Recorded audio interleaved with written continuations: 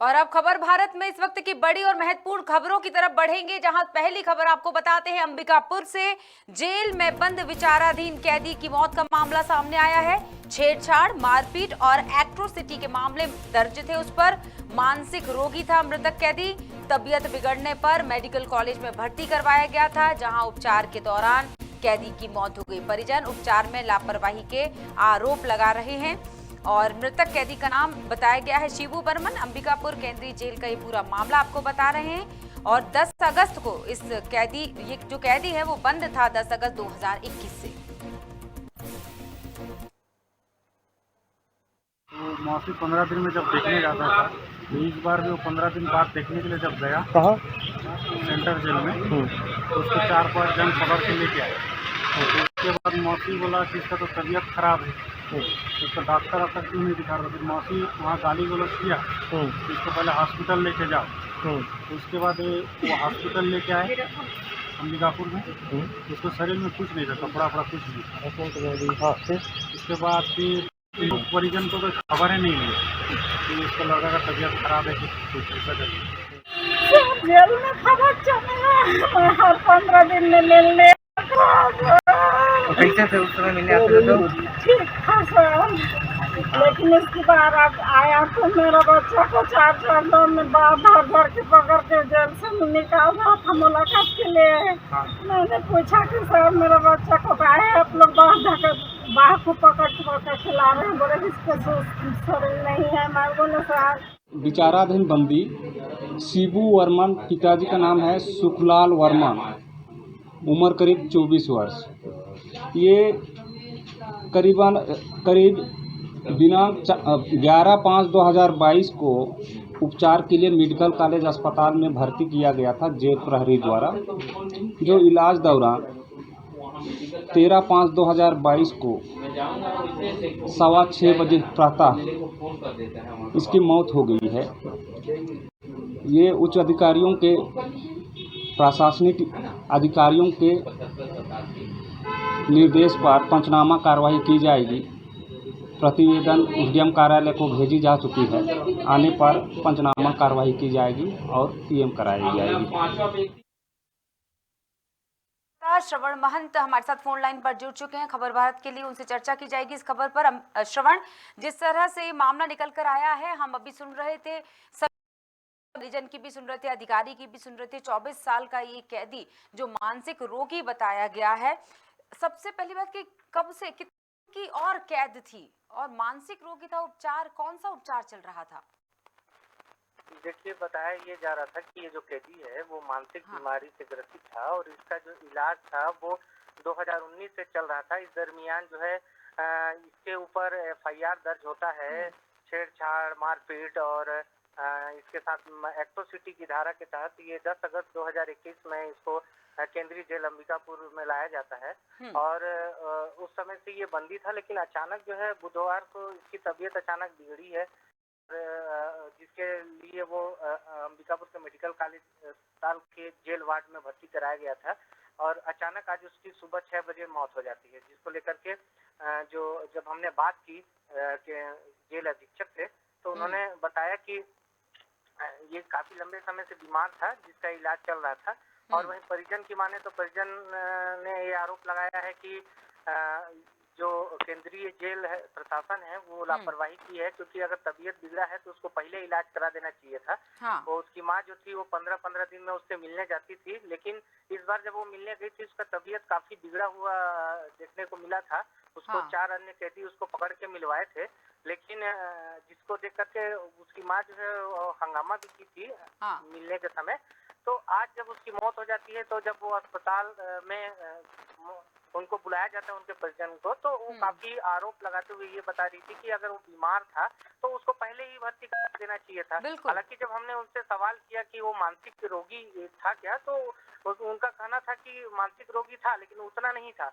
लेकिन कुल मिलाकर ये है कि एक कैदी की मौत हुई है आज। बिल्कुल, जिस तरह से वाकई एक बड़ी लापरवाही, परिजनों की बात को भी नजरअंदाज नहीं किया जा सकता।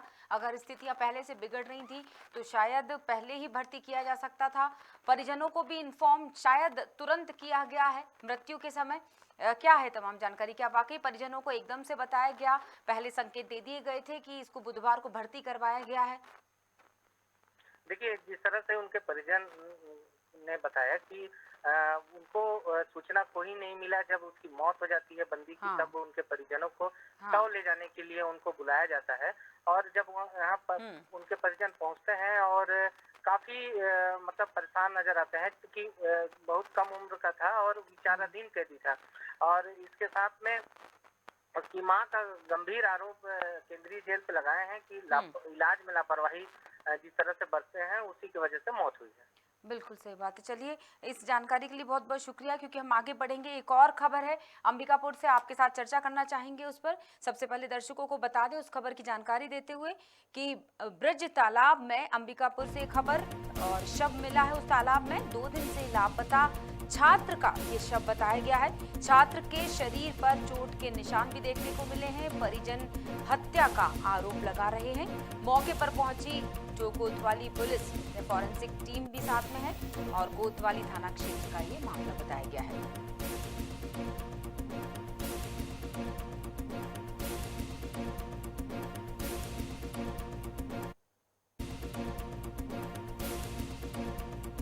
कोतवाली थाने का ये मामला है।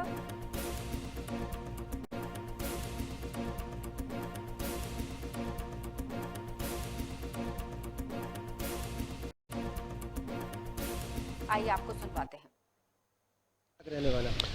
आज सुबह हम लोग को बरेजपारा तालाब में एक युवक की लाश मिली है। लाश को देख के लग रहा है तकरीबन 1 दिन पुरानी हो सकती है वो। मौके पर हमने एफएसएल वाले साइंटिस्ट लोग को ही बुलाया था, और उसके फ़ोटोज़ को देख करके मोहल्ले वालों ने भी पहचान कर लिया उसकी। और इस मामले पे हमने कोतवाली थाने के द्वारा कल एक 363 के तहत एफआईआर रजिस्टर किया गया था, जो कि नाबालिग होने की वजह से अभी इसका नाम हम उजागर नहीं कर पाएंगे।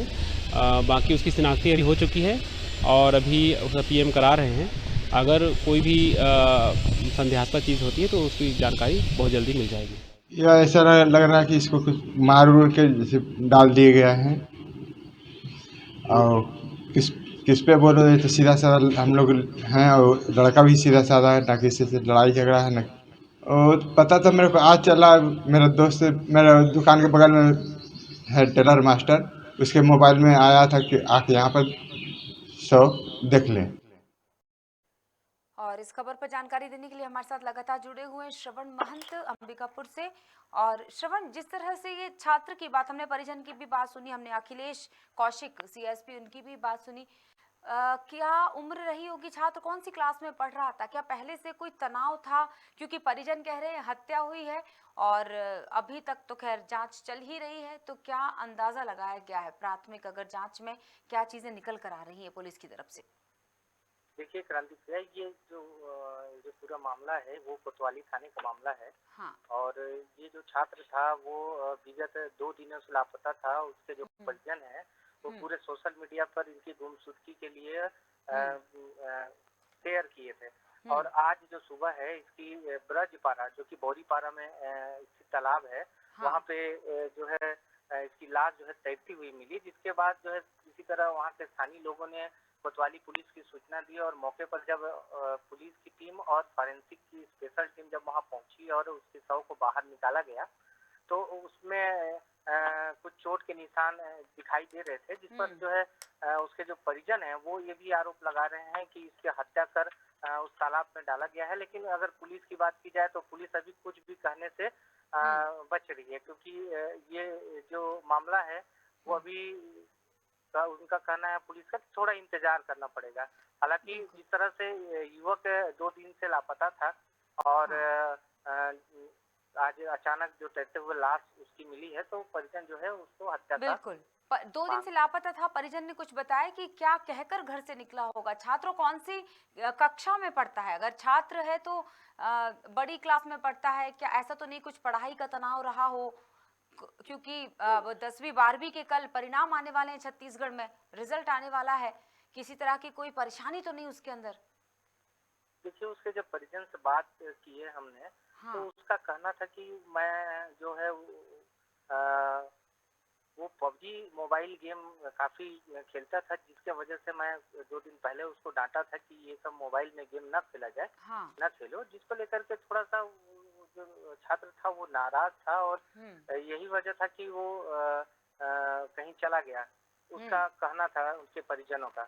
और अभी तक के कुछ भी इसके अलावा नहीं है, जबकि इसके शरीर पे जिस तरह से चोट के निशान पाए गए हैं, तो वो ये शंका जता रहे हैं कि कहीं हत्या तो नहीं हुआ है। हालांकि पुलिस ये सारे पहलुओं पर जांच कर रही है। जी बिल्कुल, चलिए बहुत बहुत शुक्रिया श्रवण तमाम जानकारियों के लिए।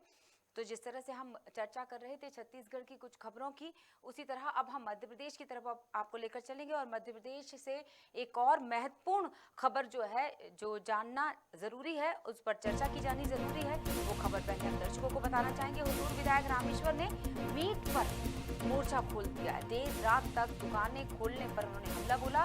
रात तक दुकानें खुलने से बढ़ रहे महिला अपराध, कहना है रामेश्वर शर्मा का। उन्होंने आगे भी ये बात कही कि प्रदेश में मीट की दुकानें नहीं खुलने देंगे। बैठक में रामेश्वर शर्मा आरिफ मसूद के बीच बहस की खबर भी आई।